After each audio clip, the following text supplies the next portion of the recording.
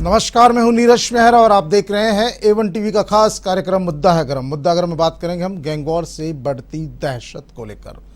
पंजाब में जिस तरह से सिंगर मूसेवाला की हत्या हुई और उसके बाद में जिस तरह से गैंगस्टर ने एक दूसरे को धमकियां देना चालू की है, उसके बाद पंजाब से लेकर मुंबई तक और मुंबई से लेकर राजस्थान तक पुलिस अलर्ट मोड पर आ गई है। दिल्ली में भी अलर्ट किया गया है। सलमान खान और मिका सिंह की सुरक्षा बढ़ा दी गई है। पंजाब के कई गायकारों की सुरक्षा बढ़ा दी गई है। राजस्थान में भी, क्योंकि लॉरेंस बिश्नोई का नाता राजस्थान से भी है, ऐसे में राजस्थान में भी सतर्कता बढ़ा दी गई है।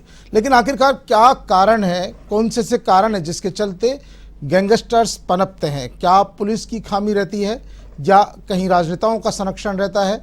क्या ऐसे कारण है कि देश में गैंगस्टर इस तरह से अपना विस्तार करते हैं कि वो एक सूबे से दूसरे सूबे में अपने गुर्गों के माध्यम से लोगों की हत्याएं करवा देते हैं, यहाँ तक कि कनाडा तक से भी तार जुड़े हुए हैं। ऐसी स्थिति में क्या कौन से ऐसे कारण हैं? इन्हीं तमाम बातों पर चर्चा के लिए जुड़ रहे हैं मेरे साथ योगेंद्र जोशी जी हैं, पूर्व पुलिस अधिकारी। आपका स्वागत है।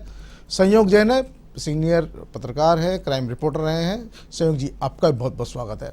योगेंद्र जी, जिस तरह की गैंगवॉर बढ़ रही है, आपको लगता है गैंग बढ़ती किस तरह से? कौन पनपाता है इन गैंगस्टर्स को? क्या कारण है कि जब ये गैंगस्टर्स बनते हैं उससे पहले ही इनको कुचला क्यों नहीं जाता, इनका दमन क्यों नहीं होता? क्या कारण है कि इस तरह फलती फूलती है कि एक एक गैंगस्टर के पास 600 से 700 तक शार्प शूटर मिलते हैं? ये बहुत बड़ी बात अपने आप में। योगेंद्र जी देखिए नीरज जी, आज से 20-25 साल पहले जब हम नौकरी में थे, जब आए थे, तब हमने देखा था कि गैंग नाम की चीज़ नहीं हुआ करती थी। इक्के दुक्के होते थे और बम्बई के डॉन वगैरह का नाम सुना करते थे। इस तरह की चीज़ हमने देखी थी। लेकिन अब तो आए दिन कस्बों तक भी गैंग हो गई, जिलों में गैंग हो गई, रेंजों में गैंग हो गई, स्टेट्स में गैंग हो गई। तो क्या होता है नीरज जी कि जब राजनीति और अपराधी, राजनीति पुलिस, पुलिस अपराधी, इस प्रकार से जब ये एक दूसरे से मिलना चालू कर देते हैं और राजनीतिक इच्छा शक्ति, राजनीतिक जो प्रभाव है, वो जब इससे फायदा उठाने लग जाता है गैंगों से, तो फिर इस प्रकार की क्रियाएं प्रारंभ हो जाती हैं। आप देखिए कि 50% तक जितने नेता हैं, कहीं भी एमएलए हो चाहे कोई भी हो, उनके खिलाफ कुछ न कुछ किसी न किसी प्रकार के मुकदमे दर्ज हैं पूरे इंडिया में, और वो चुनाव लड़ते हैं। अभी आपने यूपी में भी देखा, जेल में बंदे तो चुनाव लड़ रहे हैं, तो चुनाव जीत रहे हैं जी। ये जो तरीका है, ये पूरा का पूरा तरीका हमारे राजनीतिक सिस्टम, हमारे प्रशासन, हमारी पुलिस, हमारे बदमाश, इन सब के ऊपर प्रश्न चिन्ह लगाता है। इनके अंदर क्या है कि हमारे जो राजनेता हैं, सबसे पहले तो हमारे राजनेताओं का भ्रष्टाचार में लिप्त होना, हमारे राजनेता अपने स्वार्थों के लिए अपराधियों से संलिप्त होना। आप देख रहे हैं कि राजस्थान में भी इस तरह की प्रक्रिया चल रही है कि कोई राजनेता किससे संलिप्त है, कोई किससे संलिप्त है, और पुलिस के ऊपर दबाव देना, पुलिस को अपना घर का सदस्य समझ के काम में लेना, और पुलिस वाले अपने राजनीतिक उद्देश्यों की पूर्ति के लिए, अपने घर के निर्वहन के लिए, अच्छी पोस्टिंग लेने के लिए राजनीतिज्ञों की बातें मानना, और अपराधी राजनीतिज्ञों से संपर्क रखते हैं, वो उनके माध्यम से पुलिस पे दबाव डला करके अपना रिलीफ महसूस करा लेते हैं। इन सब बातों के रहते हुए ये राजनीतिक लोग तो कमजोर हो गए हैं और अपराधी हावी होते जा रहे हैं। अब आप देखिए, जैसे ही पंजाब में सरकार बनी आप पार्टी की जी, क्या किया? सबको पता है कि इन लोगों को, जो 400-425 लोग हैं, इनको सुरक्षा क्यों दी गई जी। उनके सब रीजन्स हैं, उसमें सब चीजें लिखी हुई हैं। ये पार्टी आती है और ये कहती है कि साहब हमें बहुत ज्यादा खर्चा हो रहा है जी इन लोगों पे, इनके अंदर फालतू सुरक्षा दी जा रही है। वो सुरक्षा हटाते हैं और सुरक्षा हटाते ही दूसरे दिन इस व्यक्ति की हत्या कर दी जाती है। अब इसके अंदर कई सारे चैनल हैं। क्या राजनीतिक लोग पुलिस पर दबाव डालते हैं? ये भी सत्य है। क्या पुलिस के लोग राजनीतिक आकाओं की इच्छा शक्ति पे चलते हैं? ये भी सत्य है। उन्होंने कहा, इन्होंने उसकी सुरक्षा कम करने के लिए जो मापदंड हैं उनको दोबारा से देख लिया और इस बना के दे दी रिपोर्ट कि अब इनकी सुरक्षा की जरूरत नहीं है। ये इस प्रकार के जो चीजें हैं ये राजनीति से जुड़ी हुई हैं, जबकि होना क्या चाहिए कि राजनीतिक लोगों का इसमें हस्तक्षेप नहीं होना चाहिए। पुलिस की जिम्मेदारी होनी चाहिए, पुलिस की जो कमेटी है जो इसको देखती है उनकी जिम्मेदारी होनी चाहिए कि वो ये देखे कि कहीं आया हम इसकी सुरक्षा हटा रहे हैं तो कहीं इसके ऊपर हादसा ना हो जाए, उससे पूछा जाना चाहिए। उसके ऊपर जो कमेटी सीआईडी की रिपोर्ट है उसको देखना चाहिए। बहुत सारी बातें हैं समाज में, देश में, उसके कितने फॉलोअर्स है ये देखने चाहिए। इन सब बातों को अगर हम नहीं देखते हैं, नजरअंदाज करते हैं, तो इसी तरह की स्थिति पैदा होती है जो पंजाब में हुई है। संयोग जी, जिस तरह सीधा सीधा कहा कि सरकारें अपना महिमा मंडन करने के लिए, राजनेता अपना वर्चस्व बढ़ाने के लिए बदमाशों से दोस्ती रखता है, याराना रखता है, और जैसे कि 400 से ज़्यादा लोगों की सुरक्षा दी हुई थी और सरकार ने एक झटके में हटा दी बिना किसी जांच पड़ताल के, बिना किसी उनकी पूर्वाग्रह या पूर्वानुमान जो भी देखे, सरकार से, पुलिस प्रशासन से उनके बारे में कोई रिपोर्ट नहीं ली और उनकी सुरक्षा हटा दी गई। आपको लगता है कहीं ना कहीं जो सरकारें इस तरह के कदम उठाती है उसमें भी बहुत सावधानी बरतने की ज़रूरत है, क्योंकि पूर्ववर्ती सरकारों ने सुरक्षा ऐसे तो मुहैया नहीं करा दी होगी, बहुत सोच समझकर सुरक्षा मुहैया कराई होगी, कई तरह की रिपोर्टें होगी। तो सरकारों को, सरकार के जो नेता बैठे हैं, आका बैठे हैं, उनको इस तरह के फैसले लेने से पहले क्या विचार विमर्श पुलिस अधिकारियों से नहीं करना चाहिए था? देखिए नीरज जी, जैसा जोशी जी ने कहा, मैं इनकी बात से पूरा इत्तेफाक रखता हूं कि किसी भी व्यक्ति को अगर एक कांस्टेबल या 2 कांस्टेबल की भी अगर सुरक्षा प्रोवाइड सरकार अगर कराती तो बाकायदा एक इंटेलिजेंस की रिपोर्ट को आधार मान करके वो उसको सुरक्षा प्रोवाइड की जाती है।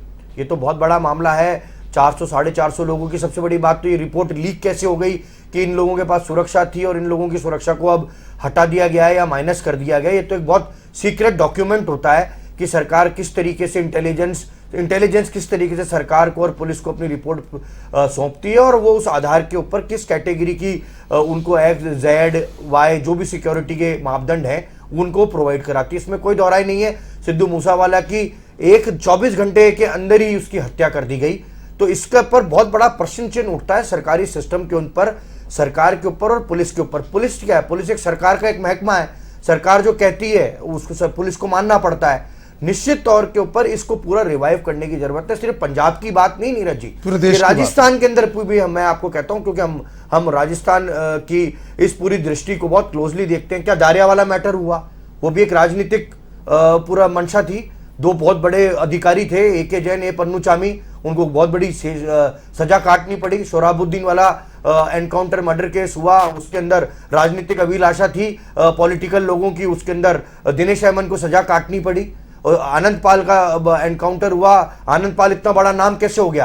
क्या मैं जोशी जी से भी सवाल पूछना चाहता हूं, पुराने पुलिस अधिकारी हैं, काफी लंबे समय से पुलिस महकमे से जुड़े रहे, तो क्या एक रातों रात का इतना बड़ा अपराधी बन गया कि वो AK-47 मंगवा करके पुलिस से आमने सामने गोलियां चलाने लगा? बिना पॉलिटिकल संरक्षण के ये सब होना पॉसिबल नहीं है। चाहे से वो राजस्थान हो, पंजाब हो, हरियाणा हो या कोई भी मुल्क का कोई भी स्टेट हो, उसके पीछे कोई ना कोई पॉलिटिकल लोगों का हाथ होता है। और ये आपके सामने है किस तरीके से खुले तौर के ऊपर दिन दहाड़े उसका मर्डर हुआ।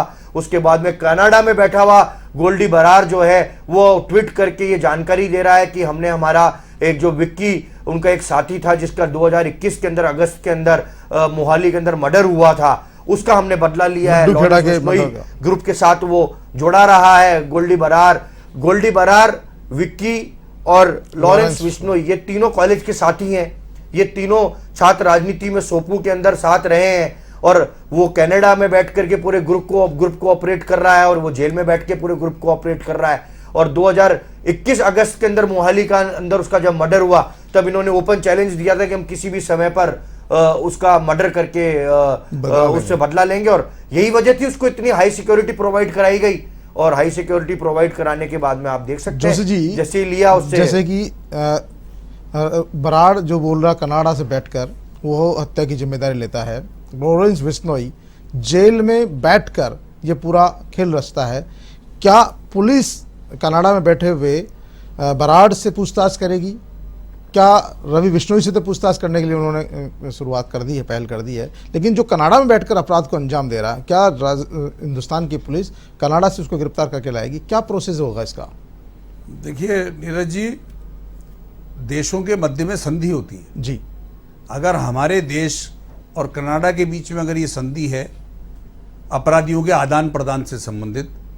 तो अगर हमारे यहाँ की जो पुलिस है वो वहाँ की पुलिस को सूचना देगी और उस संधि के अंतर्गत अगर ये अपराधी आता होगा तो इसको जरूर लाएगी। लेकिन खालिस्तान से संबंधित जो अपराधी अभी तक बने हुए हैं जी, वो अभी तक इंडिया में नहीं आए हैं। जी। इसका मतलब मैं ये सोच सकता हूँ कि हमारे और उनके मध्य में ऐसी कोई संधि नहीं है, इसलिए इसको लाना तो इसका मेरे मतलब है ख्याल कि से कोई अपराध मुमकिन नहीं। दूसरे देश से बैठकर कारित कर सकता है, उसको पकड़ा नहीं जा सकता। पकड़ा जा सकता है, लेकिन जिस देश से हमारे संबंध हैं, जी। जिस देश से इस प्रकार के संबंध हैं कि हम अपराधियों का आदान प्रदान करेंगे, अगर आपका अपराधी हमारे यहाँ भग के आ जाएगा तो हम उसको देंगे। जैसे आप देख लीजिए वो इंग्लैंड में चल रहा है जो, और नीरज मोदी है, ये है, वो है, वो दुनिया भर के जो चल रहे हैं, माल्या है, तो ये जो चल रहे हैं, तो इसमें ये है कि आपको केस वहाँ पर आपकी तरफ से उनके सामने रखने पड़ेंगे और जब वो देख लेंगे कि अपराधी बिल्कुल बनता है तो उसको ये देंगे। इस प्रकार की संधि उनके बीच में है, लेकिन मेरे ख्याल से कनाडा के बीच में इस प्रकार की संधि नहीं है। नहीं तो खालिस्तान से संबंधित जो अपराधी भी वहां घूम रहे हैं वो अब तक आ चुके होते। जी बिल्कुल। और इसी तरह से पाकिस्तान से भी नहीं है। अगर पाकिस्तान से इस प्रकार की संधि होती तो हाफिज सईद वगैरह आ चुके होते। जी। तो जिन देशों से संधि होती है वो, अब मैं आपको एक बात बताता हूं जी कि अपराधी कैसे बनते हैं जी और इस प्रकार का राजनीतिक संरक्षण कैसे होता है। जी। एक साधारण बदमाश जो घर से निकम्मा है, खाने पीने का कुछ नहीं होता है, वो आवेश में आकर लड़ाई झगड़ा करता है जी। और एक छोटे से 107, 151 में उसको गिरफ्तार करते हैं।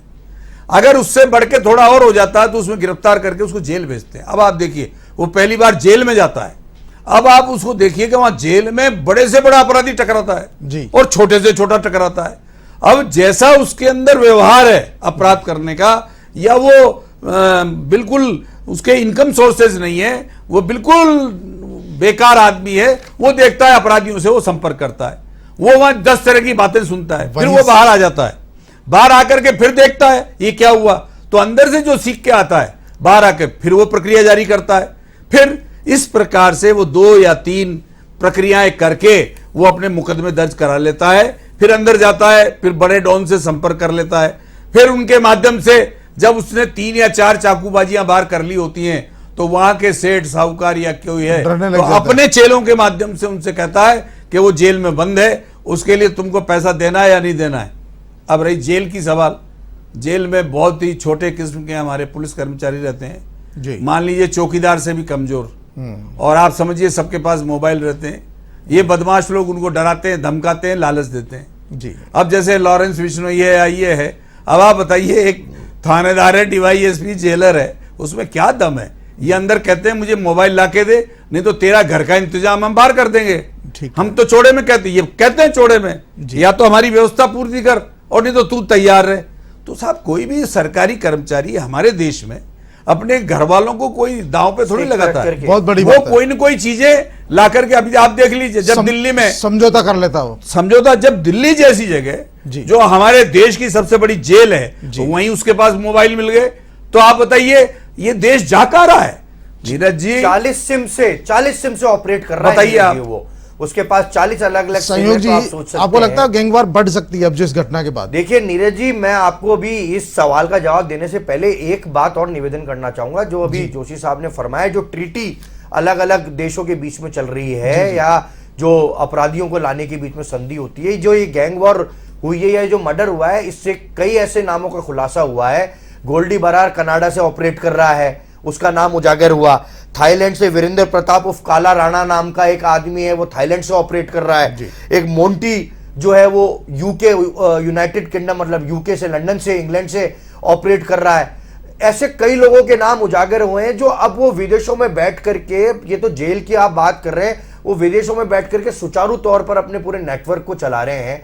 अब इसके कारण क्या हुआ कि अब ये जो लॉरेंस बिश्नोई का, मैं आपको थोड़ा सा निवेदन करूंगा कि आनंद पाल सिंह का जब से यहां पर एनकाउंटर हुआ तो राजस्थान के अंदर जो ये गैप फिलअप हो गया, तो उसके बाद में लॉरेंस, बस इतनी सी बात कहूंगा, लॉरेंस ग्रुप जो है वो आनंद पाल ग्रुप मर्ज हो गया। अब उसके बाद में एक छत्रराज राजस्थान में, पंजाब में, हरियाणा में चलने लगा। पर अब नीरज बावाना गैंग जो है, अब वो आमने सामने टकराने की पोजीशन में है, लॉरेंस बिश्नोई और नीरज अवाना, क्योंकि नीरज अवाना के ग्रुप ने भी अभी ये थ्रेटनिंग धमकी दे दी है कि वो इस मर्डर का बदला जो सिद्धू मूसावाला है उसका मर्डर का बदला भी वो जल्द लेंगे। अब ये देखने वाली बात है 3 स्टेट की पुलिस और प्रशासन किस तरीके से अलर्ट होता है और किस तरीके से भाई सही कहा आपने। देखने वाली बात है कि पुलिस किस तरह से अलर्ट रहती है और किस तरह से इन बदमाशों पर शिकंजा कसती। दोनों गैंगों ने एक दूसरे को थ्रेट किया है मूसेवाला के हत्या के बाद। नीरज भवाना गैंग ने बदला लेने की बात कही है। जब ये खुलेआम बदला लेने की बात कर रहे हैं तो क्या पुलिस सो रही है, चुप है, खामोश है, क्यों नहीं एक्शन होता? नीरज जी क्या आप कह रहे हैं, हाँ आप क्या इनको लगता है कि ये गैंगवार होने के बाद पुलिस जागेगी? आप नीरज जी बात कर रहे हैं वो तो अभी तो पर्दे के पीछे से दे रहे हैं धमकी। सोशल मीडिया पर लॉरेंस बिश्नोई ने पुलिस की कस्टडी के अंदर सलमान खान को जान से मारने की धमकी दी। उस वक्त पुलिस कस्टडी में था वो, उसके वीडियो चले हैं, सोशल मीडिया पर भी चले हैं और सब जगह चले हैं और उसके कारण उसकी इतनी फैन फॉलोइंग बढ़ गई क्योंकि जो ब्लैक बर्ग काले हिरण के जो मामला है उसके अंदर सलमान खान का जो केस चल रहा है जोधपुर के अंदर, लॉरेंस बिश्नोई ने खुलकर के धमकी दी थी। और यही वजह है कि लॉरेंस बिश्नोई के गैंग के द्वारा ये जो मर्डर केस हुआ है उसके बाद सलमान खान की जो सिक्योरिटी है उसको बढ़ा दिया गया है।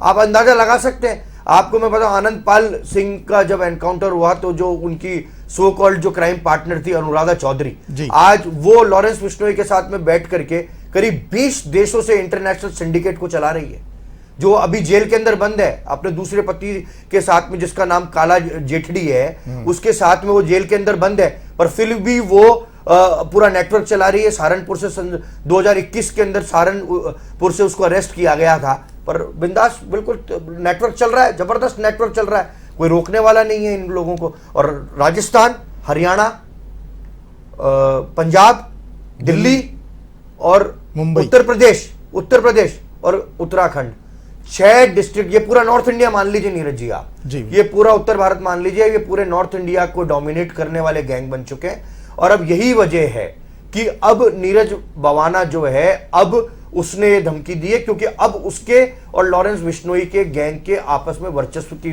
बात है। लॉरेंस बिश्नोई का गैंग राजस्थान में भी पूरी तरीके से ऑपरेट करता है। अभी कुछ वक्त पहले एक जॉर्डन नाम का गंगानगर के अंदर एक जॉर्डन नाम का एक एथलीट था जो कि वो भी रंगदारी में और इस तरीके से क्राइम के अंदर लिप्त था। खुलेआम मर्डर हुआ जिम के अंदर उसका, ठीक है, शूटर आए, अरेस्ट भी हो गए। अरेस्ट होने के बाद में जो कानूनी प्रक्रिया चलती है उससे बिल्कुल पूरी तरीके से। जोशी जी क्या लगता है इस गैंगवॉर को रोकने के लिए पुलिस को क्या कदम उठाने चाहिए? हालांकि सतर्कता बढ़ती गई है, सुरक्षा भी दी गई है, सलमान खान को सुरक्षा बढ़ा दी गई है, मिक्का सिंह की सुरक्षा बढ़ा दी गई है, कई पंजाबी सिंगर्स की सुरक्षा बढ़ा दी गई है, लेकिन जिस तरह से गैंगस्टर आपस में धमकियां दे रहे हैं एक दूसरे को मारने की या एक दूसरे बदला लेने की बात कर रहे हैं, इस स्थिति में पुलिस की भूमिका क्या रह जाती है? क्या पुलिस को सतर्कता बरतनी होगी या ऐसे लोगों पर शिकंजा कसना होगा? देखिए नीरज जी, सबसे पहले तो पुलिस का राजनीतिकरण को बंद कर देना चाहिए और पुलिस को राजनीतिज्ञों से बाहर निकाल लेना चाहिए। सुप्रीम कोर्ट ने भी 2006 में कहा था कि पुलिस की जो पोस्टिंग्स हैं, ट्रांसफर है, प्रमोशन है, वो राजनीतिज्ञों के हाथ में नहीं रहने चाहिए। और अभी थोड़े दिन पहले हमारे सीजेआई ने कहा था कि राजनीतिज्ञों और पुलिस की का जो गठजोड़ है वो नहीं होना चाहिए। और ये जो गठजोड़ है, ये गठजोड़ शासन को कमजोर करता है। जो ये अपराधी बन रहे हैं, अपराधी पनप रहे हैं, ये उसी का कारण है कि हमारे जैसे कोई अपराधी होता है, ये प्रत्येक अपराधी, कोई अपराधी हो, छोटे हो चाहे बड़ा हो, ये किसी न किसी राजनीतिक दल, किसी न किसी राजनीतिक दल के सदस्य से जुड़ा हुआ रहता है और वो इसको सपोर्ट करता है कि भाई ये अपना आदमी, जरा इसका ध्यान रखना। इसी तरह का सपोर्ट जेल में भी होता है। और जब तक ये पुलिस, आप क्या सोच रहे हैं कि एक सिपाही जिसको 25-30 हजार रुपए तनख्वाह मिलती है, एक थानेदार जिसको 40-45 हजार रुपए मिलते हैं, ये थानेदार और ये कई तो पैसों के माध्यम से बिक जाते हैं, कई डर के माध्यम से बिक जाते हैं। अब आप बताइए कि पहले के समय में पुलिस की कस्टडी में लेके बदमाश बोल सकता था क्या? आज बदमाश बोलता है और पुलिस उसको बोलने देती है।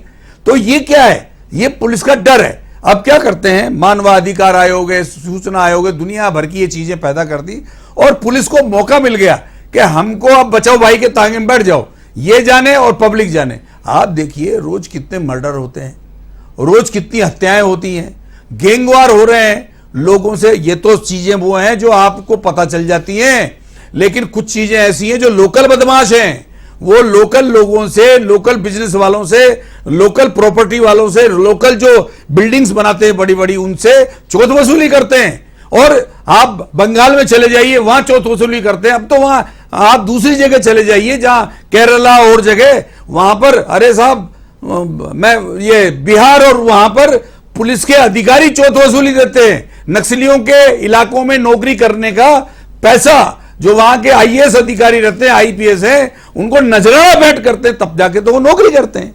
तो हमारे देश की राजनीतिक स्थिति बड़ी खराब है और पुलिस हमारी वो हो गई है जो अब इसके अंदर बहुत परिवर्तन करना पड़ेगा हमको। देखिए नीरज जी, मैं बार बार कहूंगा, हमारे संविधान में परिवर्तन आवश्यक है, हमारे प्रोसीजर है, कानून में परिवर्तन आवश्यक है, हमारी न्यायपालिका के कार्यक्रम में आवश्यक है, पुलिस की कार्यप्रणाली में आवश्यकता है, इन सब में चेंज होना चाहिए। और अगर ये इसी तरह से चलता रहा तो अपराधियों का वर्चस्व धीरे धीरे बढ़ता जाएगा। अब आप देखिए, अभी 4 दिन पहले संयोग भाई जी। जिस तरह जोशी जी बता रहे, अपराधियों का वर्चस्व बढ़ता जाएगा क्योंकि इनको डर नाम की चीज नहीं है। जेल से बैठकर पूरी गैंग ऑपरेट करते हैं, जेल में बैठे बैठे ही फोन पर धमकियां देते हैं और धमकी के बाद में जिस तरह की वारदातें होती है, लोगों की हत्याएं होती है। वाकई में सबसे पहले तो जो जेल है हमारी, उनको मजबूत करना होगा कि वहाँ मोबाइल और जो तमाम तरह की सुविधाएं जो पहुँचती है उन पर कैसे अंकुश लगे, क्योंकि सरकारें बार बार दावे करती है इस बात के कि हमने वहाँ कोई मोबाइल नहीं जाता है, कोई बात नहीं कर सकता, लेकिन उसके बावजूद तिहाड़ जैसी सुरक्षित जेल से और लॉरेंस बिश्नोई अपने गैंग को ऑपरेट कर सकता है, हत्या करवा सकता है, तो इसका मतलब कुछ भी हो सकता है। तो वाकई में ये जो नेता और प्रशासनिक अधिकारी, पुलिस के आला अफसर जो दावा करते हैं, वो दावा सिर्फ और सिर्फ कागजी होता है। नीरज जी, अभी रिसेंटली आप एक बार, ये एक तो पहलू हुआ सरकार का, प्रशासन का, जेल प्रशासन का। मैं तो एक आम जनता की आपसे बात निवेदन करता हूं। अभी रिसेंटली ही राजस्थान में और जयपुर में, राजस्थान में अभी 2-3 ऐसे बड़े बड़े मर्डर के केस हुए जिसके अंदर एक बड़ी चौंकाने वाली बात सामने आई। आनंदपाल सिंह का पुलिस ने एनकाउंटर किया। अभी कुछ टाइम पहले एक अजय यादव है, जयपुर के अंदर ही दिन दहाड़े उसका मर्डर हुआ, हिस्ट्री शीटर था। अभी देवा गुजर है कोटा के अंदर, बूंदी के अंदर, उसका भी दिन दहाड़े मर्डर हुआ। पुलिस ने सब मुकदमों के अंदर, सब केसेस के अंदर अपराधी शूटर्स को अरेस्ट कर लिया, ठीक है। पर अब आप ये देखिए कि फैन फॉलोइंग आज के वक्त में, पहले जहां फैन फॉलोइंग आदमी की ऐसे लोगों के प्रति हुआ करती थी जो समाज के नायक थे जी, आज फैन फॉलोइंग कैसे है ये आपको खुद को पता है। आनंदपाल सिंह का जब दाह संस्कार हुआ तो कितने तादाद के अंदर लोग वहां पे पहुंचे, लॉ एंड ऑर्डर भी डिस्टर्ब हुआ। देवा गुजर जो है वो जनता आइडलाइज करती है, कितने उसके सोशल मीडिया के ऊपर फॉलोवर्स हैं, आज दिन तक आंदोलन चल रहा है उसको लेकर के।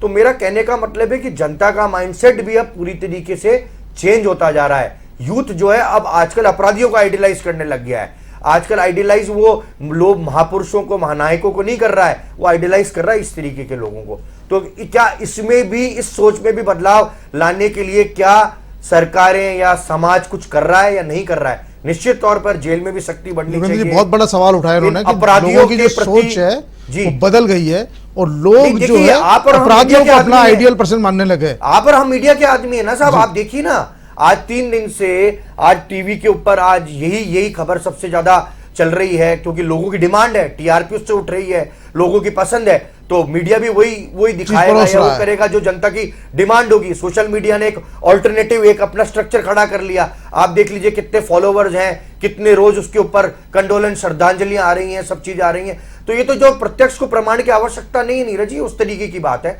तो क्या हमारा यूथ किस डायरेक्शन के अंदर जा रहा है, ये भी हमारे को एक सोचने की बहुत बड़ी जरूरत है। जेल प्रशासन में सही कहा जोशी साहब ने कि जो कर्मचारी जेल में रोज अपराधियों के साथ उनके बैरिक में आते जाते हैं, उठते बैठते हैं, उनको बहुत खौफ है। कई बातें ऐसी हैं जो हो सकता है जोशी जी अपने मर्यादा या अपनी किसी वजह से टीवी पर या दर्शकों के सामने नहीं बोल सकते हो, पर बहुत बातें ऐसी हैं जो कि जिनका प्रमाण नहीं है, क्योंकि जेल में हम कैमरा लेकर के जा नहीं सकते हैं, पर हमको कोई हॉर्स माउथ से सुनी हुई बातें हैं जो ऐसी जेल में होती हैं। जोशी जी, जिस तरह से सोशल मीडिया के माध्यम से फैन फॉलोइंग बढ़ रही है अपराधियों की और बाकायदा उनके लिए दबाव बनाया जा रहा है। अभी कुछ दिन पहले ही गोवर्धन सिंह अरेस्ट हुए तो एक मुहिम चलाई गई, देवा गुजर का अभी मर्डर हुआ, उसके हत्यारों को गिरफ्तार कर लिया गया। उसके बावजूद एक बड़ा एक तबका है जो आंदोलन कर रहा है, सीबीआई जांच की मांग कर रहा है।